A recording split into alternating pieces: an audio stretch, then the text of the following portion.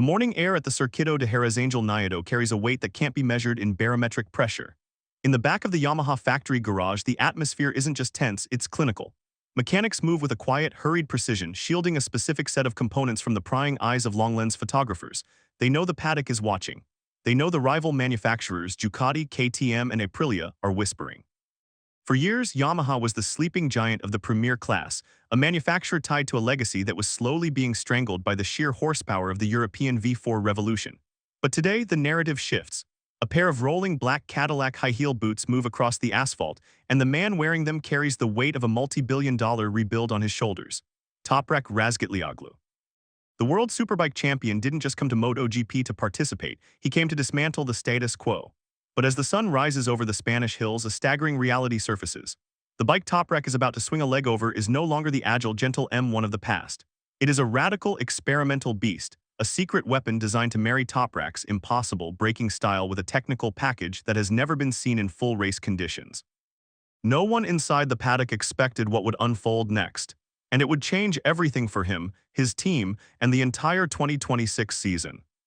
Since the moment he stepped into the Yamaha MotoGP project, Toprak has been a ghost in the machine, a rider whose talent seemed almost too big for the bike he was given. He is the Stoppie king, a man who views physics as a suggestion rather than a rule. In the world of superbikes, he redefined what was possible on two wheels, balancing his bike on the front tire while entering corners at speeds that should, by all accounts, result in a catastrophic high side. But MotoGP is a different breed of violence. The tires are stiffer, the electronics are more intrusive, and the competition is unforgiving. When Toprak first arrived, the skeptics were loud. They claimed his aggressive style would chew up the delicate Michelin rubber within 5 laps. They argued that a superbike specialist could never master the precision required for a MotoGP prototype. Yet behind that calm, stoic expression, pressure was building fast. Toprak wasn't just fighting the grid, he was fighting the expectations of a nation and the legacy of his mentor, Razgatlioglu. Yamaha knew that to keep a talent this explosive, they couldn't just give him a standard bike. They had to build a weapon that mirrored his soul. And at Jerez, the first pieces of that puzzle were finally laid bare. However, the true nature of this development project went far deeper than anyone realized. For decades, Yamaha's identity was the inline-4 engine, the cross-plane philosophy that prioritized corner speed and rider feel over raw, straight-line brutality. But in 2026, the game changed. The paddock began to hear a different note echoing from the Yamaha garage, a deeper, more guttural growl. The V4 transition was no longer a rumor, it was a reality. Toprak's arrival coincided with this massive mechanical heart transplant. The problem, however, was clear. While the V4 offered the top speed Yamaha had lacked for years, it lacked the stability Toprak required for his signature deep braking maneuvers. According to several sources in the paddock, the early iterations of the V4 M1 were unrideable for a man who likes to feel the limit of the front tire. Engineers worked tirelessly behind the scenes, pulling all-nighters between tests. They weren't just building an engine, they were trying to solve a riddle. How do you give a rider the fastest bike on the straight without losing the agility that makes him the best braker in the world? The tension within the engineering department was palpable. Rumors suggested that if the Jerez package didn't show immediate results, the aggressive rebuild phase could be labeled a historic failure. Yet the real turning point happened away from the cameras, in a small CAD design room in Iwata. In a move that many analysts called the smartest strategic play in recent MotoGP history, Yamaha secured the partnership of Pramac Racing. For years, Pramac was the laboratory for Ducati, the team that helped refine the bikes that now dominate the championship. By bringing them into the Yamaha fold, the Japanese manufacturer didn't just gain a satellite team, they gained a massive data harvesting machine. The collaboration between the factory team and Pramac has made testing new components exponentially faster. In the past, Yamaha relied on 2 bikes to gather data, now they have 4. At Jerez, this alliance was put to the ultimate test. While the factory riders focused on the core engine maps, the Pramac squad was tasked with testing the secret weapon, a highly controversial aerodynamic and chassis package designed specifically for Toprak's unique ergonomics. Some insiders claimed that the data sharing wasn't as smooth as the press releases suggested. There were whispers of friction between the veteran factory riders and the new Toprak-centric direction the development was taking. The bike is becoming too specialized. One anonymous mechanic was quoted as saying, "If we build it only for Toprak, what happens to the rest of us?" But what the paddock discovered next shocked everyone. Jerez is a technical nightmare. With its 4.4-kilometer layout featuring 13 corners, many of them requiring massive deceleration, it is the perfect stage to expose a bike's flaws. It is here that Yamaha unveiled the Jerez Special. The most interesting rumors centered around the latest generation Yamaha YZR M1's new swingarm and aerodynamic winglets. To the untrained eye, they looked like standard carbon fiber components. To the engineers, they were a masterpiece of stability.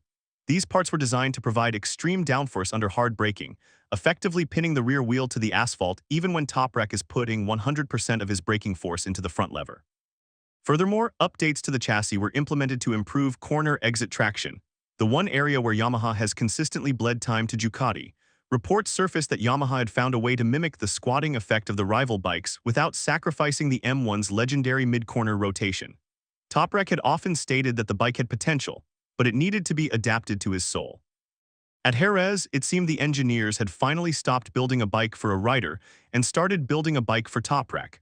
But this was only the beginning of a far bigger storm. The paddock isn't just a place of mechanical engineering, it's a theater of psychological warfare. As Toprak's lap times began to tumble during the private sessions at Jerez, the Ducati Lenovo and Red Bull KTM camps began to take notice. The atmosphere in the media center shifted from will he adapt to how fast can he go. The mental pressure on Toprak is immense. Moving from a series where you are the undisputed king to a series where you are a project is a heavy setback for any ego. Every mistake he makes is magnified by the global media. Every wide line is analyzed by trolls and experts alike, but Toprak is built differently. He thrives in the turmoil. "I am not fighting my rivals," he reportedly told his inner circle. "I am fighting the expectations that have been placed on my shoulders since my very first race in Turkey." This internal conflict, the desire to remain the humble El Turco while becoming the ruthless MotoGP assassin, is what makes his journey so compelling. Yet, as the Spanish sun began to bake the track, a technical dispute surfaced that threatened to derail the entire project. Whenever a manufacturer makes a leap in performance, controversy follows. As Yamaha's new Aero package surfaced, rival teams began questioning the legality of certain movable elements within the internal winglet structure. While nothing was officially confirmed, speculation emerged that Yamaha had found a disputed advantage in the way the air is channeled through the radiator ducts to create a ground effect at high lean angles. This technical dispute added a layer of us against the world mentality within the Yamaha garage. The mechanics became even more protective, covering the bikes with shrouds the moment they entered the pit box. The paddock whispers were working overtime.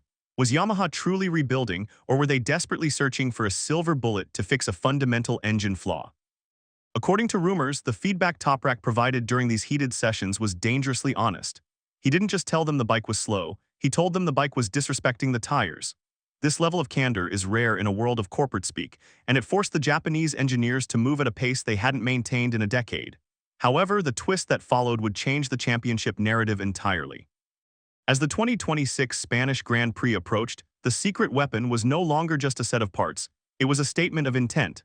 Analysts believe that the package tested at Jerez will form the basis for the 2027 bike, meaning Toprak isn't just a rider, he is the architect of the future. The technical nature of Jerez, the fast changes in direction and the heavy stop-and-go sectors, is exactly where the new M1 needs to shine. If Toprak can find his rhythm here, his confidence will increase dramatically for the rest of the season. Many observers are beginning to speculate that Yamaha may be preparing a major move for the second half of the year, potentially challenging for podiums much sooner than anyone predicted. But the reality of MotoGP is that it is a cruel mistress. One heavy setback, one high-speed incident at Turn 1, and the entire project could crumble. The stakes at Jerez are higher than just championship points. It is about validation. It is about proving that the Superbike champion belongs in the most elite class of racing. As the engines roar to life and the tire warmers are stripped away, the world watches the blue and black bikes line up on the grid. The Toprak project is no longer a secret. It is a reality that the rest of the paddock must now confront. Yamaha has invested millions, Pramac has shifted its entire philosophy, and Toprak has risked his legendary status to be here. Will the secret weapon be enough to shake up the hierarchy? Has Yamaha finally found the right direction, or is this just another false dawn in the pursuit of Ducati? What happened after the final session left even his closest team members stunned. The data didn't just show a fast rider, it showed a transformation. As the lights go out in Spain, one thing is certain. The 2026 MotoGP season will be far more exciting, far more chaotic, and far more explosive than anyone ever imagined. The rise of the Turkish star has begun, and the world of motorcycle racing will never be the same.